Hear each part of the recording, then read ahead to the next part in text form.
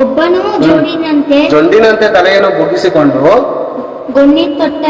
ಗೋಣಿತಟ್ಟನ್ನು ಬೂದಿಯನ್ನು ಹಸನ ಮಾಡಿಕೊಳ್ಳುವುದು ಯೆಹೋವನಿಗೆ ಸಮರ್ಪಕವಾದ ಉಪವಾಸ ಎನ್ನುತ್ತೀರೋ. ಯೆಹೋವನಿಗೆ ಇಷ್ಟವಾದ ಉಪವಾಸ ಎನ್ನುತ್ತೀರೋ. ಸಮರ್ಪಕವಾದ ಉಪವಾಸ ಅನ್ಕೊಂಡಿದ್ರೆ ನೀವು ಅಮಾಯಕರು ಪಾಪ ನೀವು. ಅಂದುಕೊಂಡಿದ್ರೆ ನೋಡಿದ್ರೆ ಇವಾಗ ಹೇಳ್ತಾ ಇದ್ದಾರೆ ನೋಡಿ, ಲೀಸ್ಟ್ ಕೊಡ್ತಾ ಇದ್ದಾರೆ, ಬರ್ಕೊಳ್ಳಿ. ಇದು ಬಂಗಾರದ ವಾಕ್ಯ, ಇವೆಲ್ಲ ಬಂಗಾರದ ವಾಕ್ಯಗಳು, ಬರ್ಕೊಳ್ಳಿ. ನೋಡಿರಿ,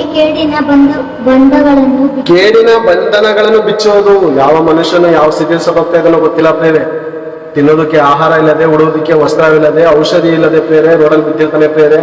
ಆತನಿಗೆ ಒಂದು ಕೇಡಿನ ಬಂಧನದಲ್ಲಿರ್ತಾನೆ. ಕೇಡಿನ ಬಂಧನಗಳು, ಮನೆಯಲ್ಲಿ ಸಮಾಧಾನ ಇಲ್ಲದೆ, ಶಾಂತಿ ಇಲ್ಲದೆ, ಮಕ್ಕಳು ತನ್ನ ಮಾತುಗಳನ್ನು ಕೇಳದ ಕಾರಣ ಅನೇಕ ತಂದೆ ತಾಯಿದ್ರು ಹುಚ್ಚರಾಗ್ಬಿಟ್ಟಿರ್ತಾರೆ ಪ್ರೇರೆ.